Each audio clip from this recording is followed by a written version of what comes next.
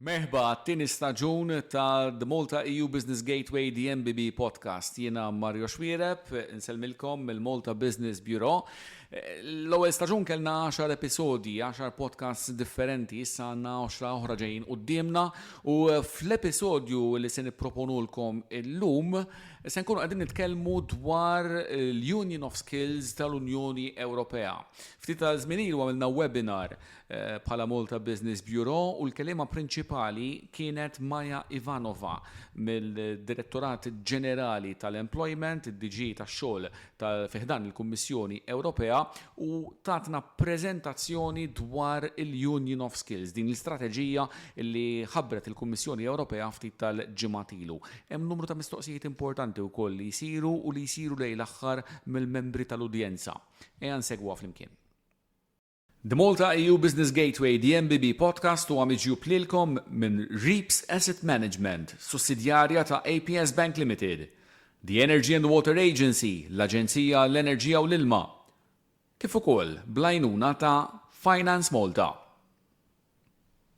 Thank you for having me here. It's very important for us to engage with industry and with businesses because the Union of Skills, as rightly pointed out, really aims to address a lot of the challenges that they face. And part of the way to do so is by continuing this dialogue. So I'm very happy to share with you a little bit more about the Union of Skills. Thank you as well for setting out the context. I think some of the remarks I wanted to make at the beginning were already reiterated very well, but nevertheless, maybe I also just give a quick overview of the context. But before that, I'll just share my slides, and if you could give me a sign that you can see them. Works very well. Perfect, great. Thank you so much. So the Union of Skills. Skills are very clearly a priority of the new Commission and of this mandate, because skills are essential for Europe's competitiveness. We see that our economy is under a lot of pressure from the geopolitical context, but also because of slow economic growth. And one of the reasons for this is indeed the persisting labor shortages and skills gaps that we see and that hinder businesses to thrive and to innovate and to succeed. So with this in mind, the Union of Skills is a 100 days initiative, so one of the first initiatives of the new mandate to really highlight how important skills are for our economy. And the challenge that we face is not new. You already highlighted some numbers. I will just very briefly recall them to set the scene. When we look at the businesses side at European level, we see that there are persistent shortage occupations across member states, and you pointed out already the ICT, healthcare, but also construction, service sector, hospitality. So we really see that this is a persistent challenge that all member states face. And companies struggle to find workers with the skills that they need. So for example, SMEs, 3 in 4 face skill shortages.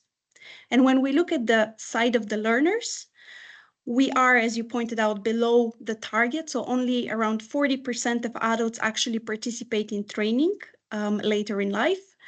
And we see that basic skills are declining. For example, 90% of jobs require digital skills, but only around 55% of the adult population has these. And then I thought I would just zoom in on the situation in Malta, but I think you're probably much more aware of the challenges. Nevertheless, I wanted to show these slides to just highlight that from a European perspective as well, the challenges that Malta faces are similar to the challenges of other countries.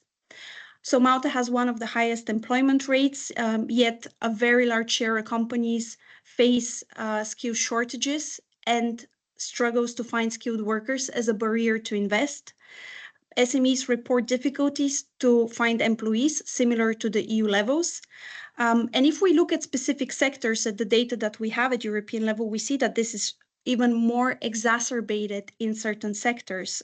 So the services sector for Malta is around 70% of shortages and difficulties compared to around 25% at European level. So I think this just shows from the business perspective, really Malta faces similar challenges. And then if we look at the individual perspective, so the learners, again, the numbers are quite similar to the EU average.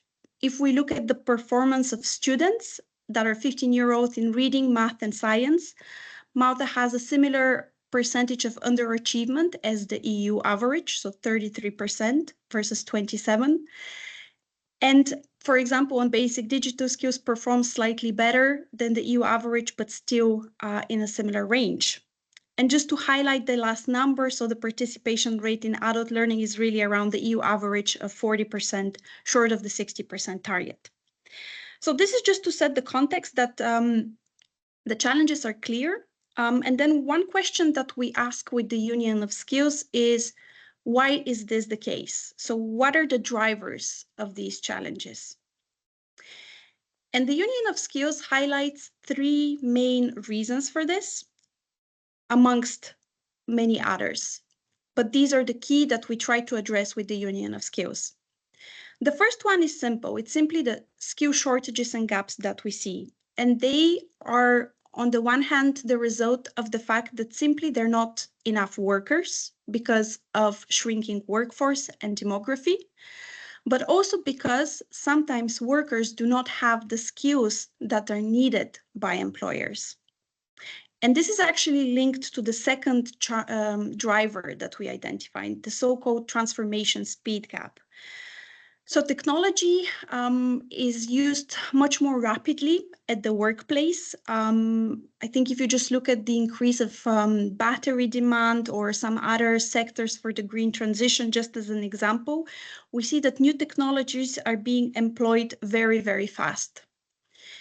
And the traditional education and training providers do not always have the capacity to respond to these rapid shifts by adjusting their curricula, which means that there is a lag between what skills are needed on the labor market and what our education and training systems can provide. And last but not least, we see that there is a lot of information about skills gaps and skill shortages. I think just the fact that we covered already a number of numbers from a different perspective shows that. So we have a lot of sources, but sometimes this information is not consolidated. So there is fragmented skills intelligence or governance of the actions that we do. And this is a challenge because it means that sometimes we don't have the best possible knowledge to design the best possible strategies, but also it means that sometimes we don't bring all stakeholders that have a stake at the issue together. So that's the third challenge. And the Union of Skills is our strategy, a radical step change to address these challenges. It puts forward around 40 actions. These actions, some of them reinforce action that was already ongoing, and it will be reinforced further and implemented further. And some actions are new and aim to fill gaps that we have identified.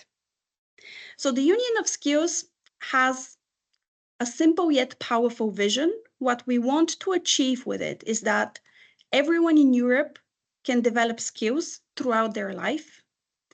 Companies can find workers with the skills that they need and can be competitive. And skills and qualifications are trusted, understood, and transparent across the single market. So these are the three objectives that we aim to achieve. And how do we get there? So the Union of Skills puts forward, as I mentioned, 40 actions, and they have 4 specific themes. So they're grouped in 4 pillars, each aiming to address a specific aspect of the problem. And the Union of Skills and those 40 actions are underpinned by a focus on investment and governance as enabling factors for the success of the implementation of these actions. So investment, let me start with it. Investment is very important. And what the Union of Skills really puts forward is the idea that spending on skills is an investment and not a cost. And we need a change of mindset when we talk about investing in skills.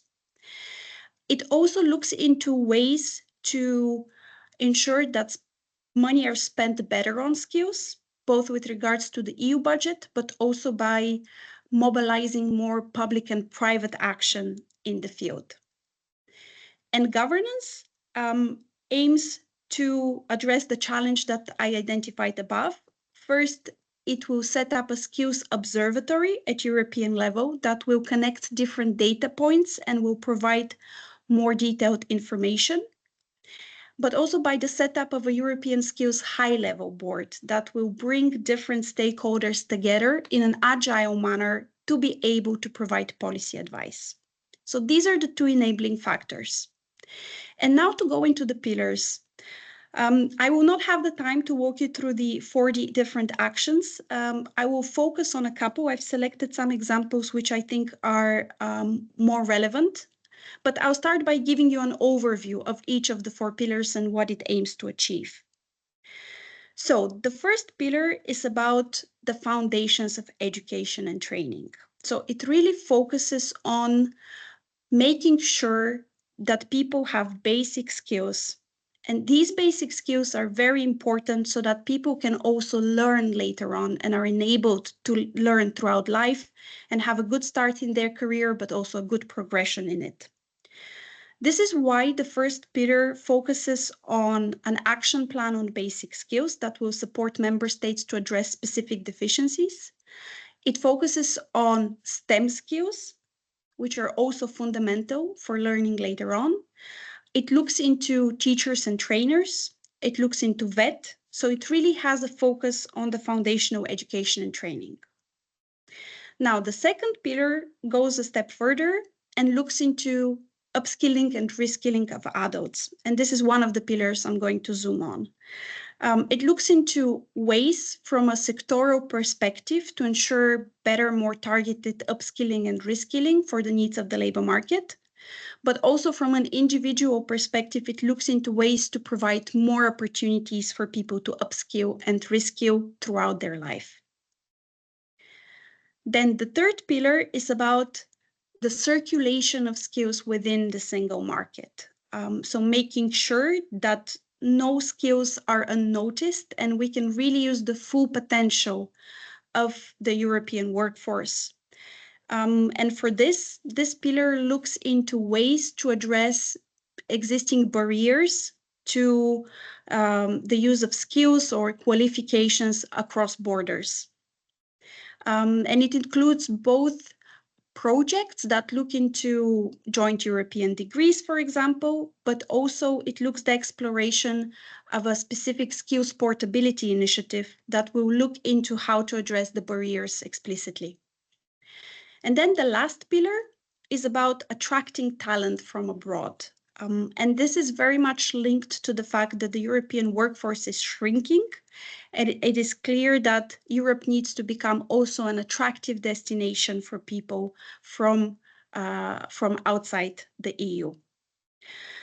So what I would like to highlight here is that the Union of Skills is different to our previous work and strategies because it sets a very comprehensive strategy. So it really aims to address all aspects, starting with education and training early on, through adult learning, through understanding of skills, through attracting talent. So it is much more powerful in the sense of being a comprehensive strategy that brings the worlds of education and employment closer together. And now I will just take a couple of minutes to zoom in on some specific examples from the upskill and reskill pillar and the attract talent pillar. So starting with upskilling and reskilling of adults. As I mentioned, the actions here have a different focus. Some look at the sectoral aspect, others from the individual perspective. From the sectoral aspect, one of the flagship actions is the Pact for Skills. So this is an initiative that is already in place and will be further reinforced. It aims to ensure and mobilize public and private organizations working closer together to address skills challenges. And businesses can either become members of the pact by joining the pact, pledging to provide upskilling and reskilling opportunities and getting access to different information and support, or can also become part of the pact partnerships. There are two types of partnerships that focus on a specific industry and have an EU dimension. So they bring different actors from that same industry together, for example, tourism or healthcare, or regional partnerships. So regional partnerships aim to bring together different stakeholders, businesses, public institutions that want to address together the challenges that they see in a specific region. So the Pact for Skills really is our flagship initiative to support businesses and also bring this sectoral perspective. Now, the Skills Academies is another action that we have with a sectoral perspective. The Skills Academies very much respond to the challenge I identified earlier with the transformation speed gap. So they aim to ensure that there is training content that can respond to critical skill shortages in strategic sectors that we see. There are different types of skills academies at European level. One of the objectives of the Union of Skills is to review what is already in place and to see what targeted rollout is needed of further academies. But maybe I'll highlight the progress we've been making with the net zero industry academies. So 3 of those have already been launched and 2 more are upcoming. The ones that are launched are in the field of battery, solar, and raw material.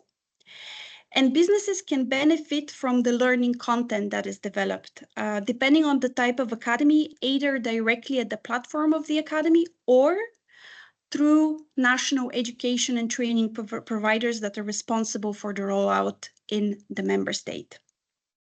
And then the last initiative I would like to highlight here represents the individual perspective, so individual learning accounts. This is one of our flagship actions to reach the 60% target of adult learning. The idea behind it is that irrespective of employment status, everyone receives a wallet with entitlements that they can use for training that is labor market relevant. And we'll continue our efforts to support member states in rolling out ILAs if there is interest. There are mutual learning programs that we organize, and I know that Malta has participated in the second round. And also it was an action to bring different stakeholders from the country together when discussing the possible rollout of individual learning accounts. And then I'll move on to the last pillar, attracting talent. So here the actions that we put forward can be grouped in 2 major categories. The first category covers the 2 first actions you see on this slide and focuses more on researchers and students. So it introduces actions that will support third country students in the EU with fairs, with additional scholarships. So really it aims to promote excellence in research also with third country nationals. Then the last 3 actions that you see on this slide are more from the labor market perspective. One key initiative that the Union of Skills puts forward and will reinforce is the EU talent pool that is currently being negotiated. Once agreed, this will be a platform that will match employers with third country nationals in specific sectors. It's important to point out that also participation will be voluntary for the member states, and the exact shape and form will depend on the final result of the negotiations. But it will be a powerful platform to support this matching between employers and job seekers. But of course, once they are matched, there is always the question of administrative procedures, visas, etc. And this is what the other 2 actions aim to address. The Union of Skills puts forward a new visa strategy. The visa strategy, it's still in conceptualization phase and will have a focus on short-term visas, but will also look into long-term visas and residency permits, especially for third country nationals with relevance to innovation and growth. So when we look into startups, researchers, etc. And then the last point, the launch of multi-purpose legal gateway offices. The idea behind these would be to provide support to third country nationals with information, to facilitate contact with employers, to really provide support before, in the process. So you see that the actions that we have look at different parts of the challenge and really try to reinforce each other. And the idea is that they're implemented together for them to have a bigger impact. So this was just a brief overview of the different pillars of the Union of Skills, and also a zoom in on some actions. As I said, there are around 40, so it would take really long if we are to go through all of them.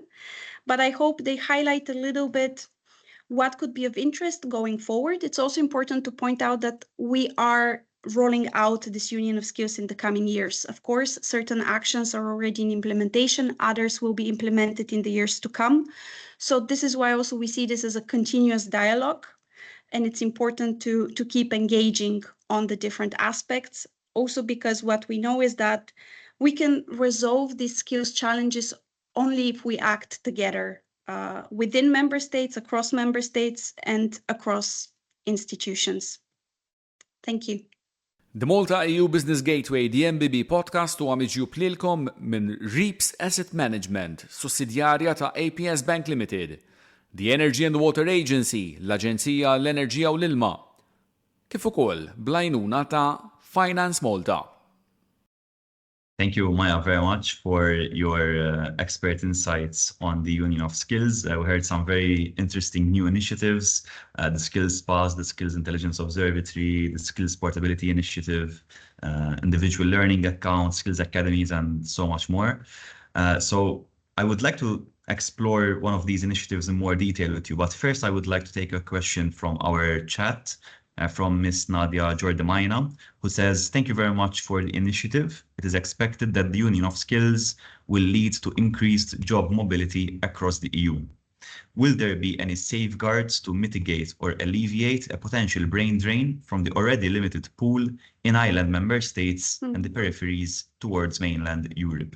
So perhaps Maya can shed some more light on this. Yes, no, that is a very good question, a tricky one as well.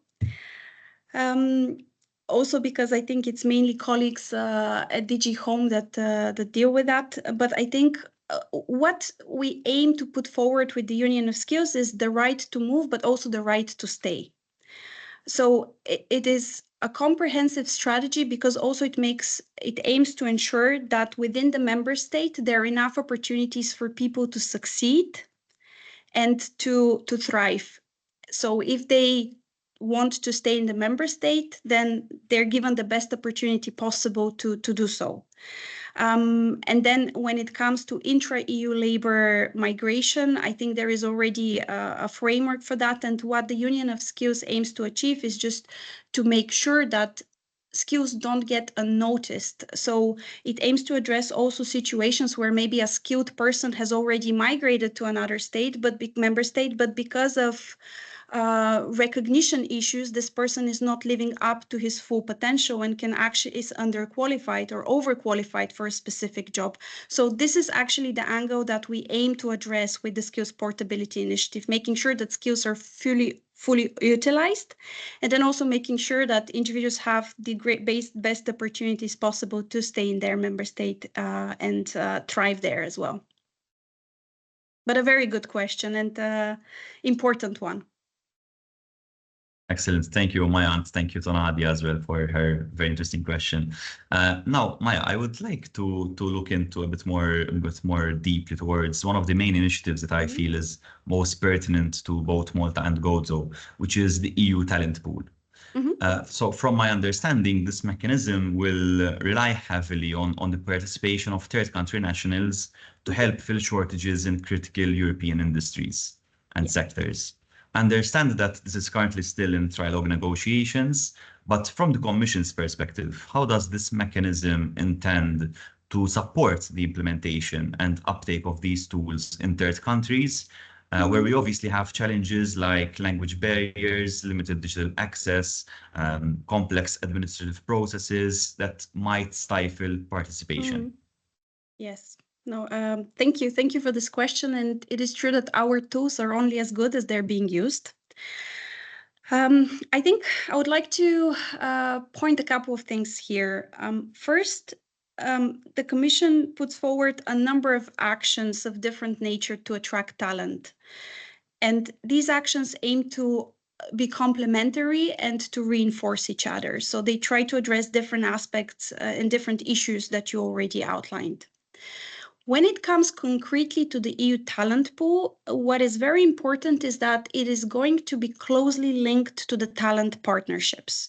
So talent partnerships are mutually beneficial agreements between member states and third countries that aim to support and facilitate legal pathways and labor migration. There are 5 talent partnerships that are already in place. I think Malta is also participating as an observer in 3 of them. And in a sense, the EU talent pool will support the implementation of these talent partnerships and the framework that is already in place, which I think inevitably will increase the uptake and interest of third country nationals.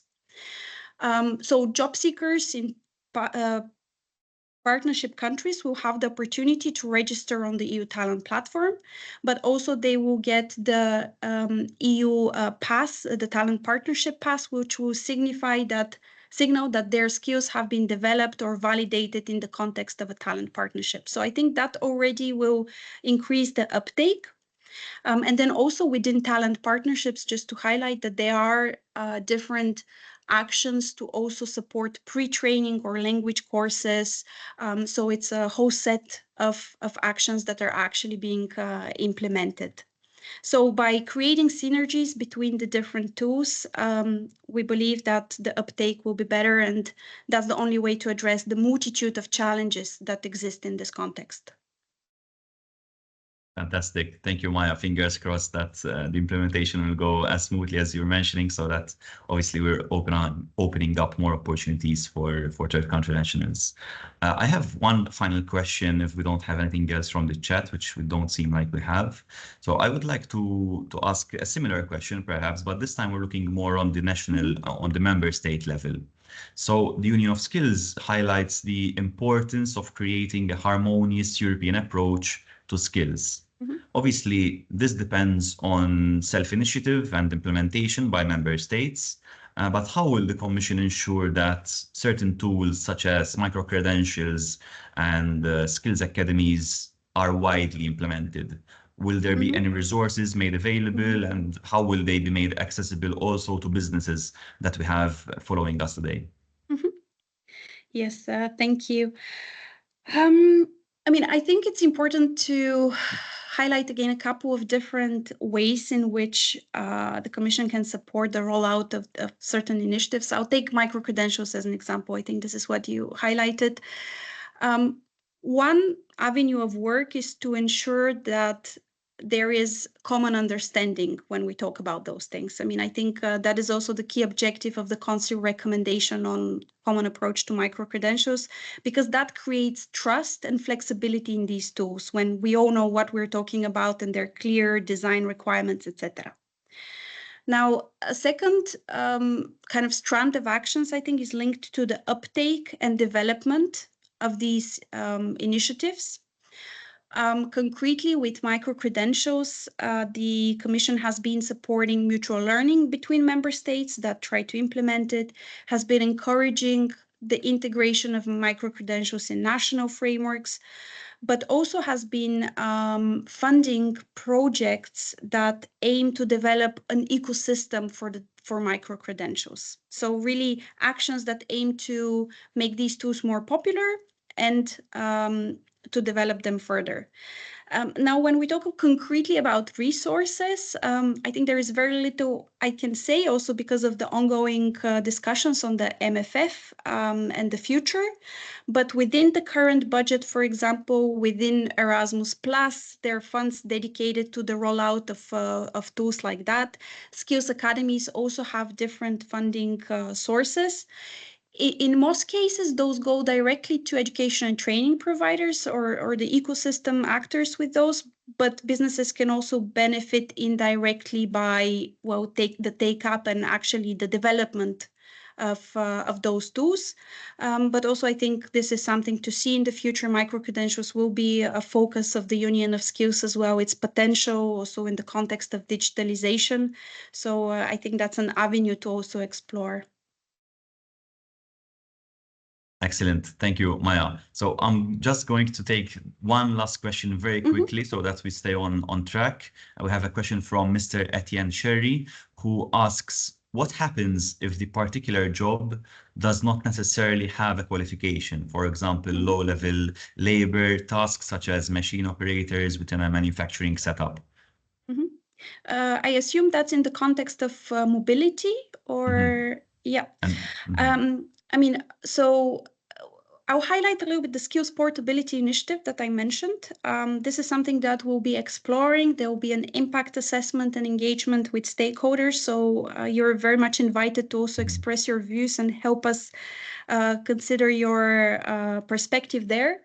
But in a sense, the skills portability will look into 3 different strands. And the first one would be labor mobility barriers also for unregulated professions. So professions that do not necessarily require a qualification. What exactly these barriers are and how we can address them will be an answer of the impact assessment that we'll conduct. But this is definitely an angle that is going to be explored. And then the second strand will look into regulated professions, and then the third one into third country nationals. So we are going to think of the different contexts and possibilities, and that is work that we'll be launching very soon with an impact assessment, stakeholder consultation before we come up with a proposal based on the results. So I very much encourage you also to engage once we start the consultation process. Prezentazzjoni verament interessanti dwar il-Union of Skills li saret hemmhekk minn Maja Ivanova, mid-Direttorat Ġenerali tax-Xogħol, tal-Employment tal-Kummissjoni Ewropea. Il-ġimgħa d-dieħla fit-tieni episodju ħankunu qegħdin nipproponulkom id-diskussjoni li saret parti minn dan il-webinar, diskussjoni totalment fil-kuntest lokali minn esperti f'dan il-qasam tal-ħiliet. Grazzi, u semmilkom. The Malta-EU Business Gateway, the MBB podcast, huwa miġjub lilkom minn Reaps Asset Management, sussidjarja ta' APS Bank Limited, the Energy and Water Agency, l-Aġenzija l-Enerġija u l-Ilma, kif ukoll bl-għajnuna ta' Finance Malta. Malta-EU Business Gateway, the MBB podcast, huwa produzzjoni ta' The Malta Business Bureau, kontenut Mario Xwiereb, assistenza teknika Ralf Grima. The Malta Business Bureau hija l-fera ta' konsulenza ta' The Malta Chamber of Commerce u l-Malta Hotels and Restaurants Association.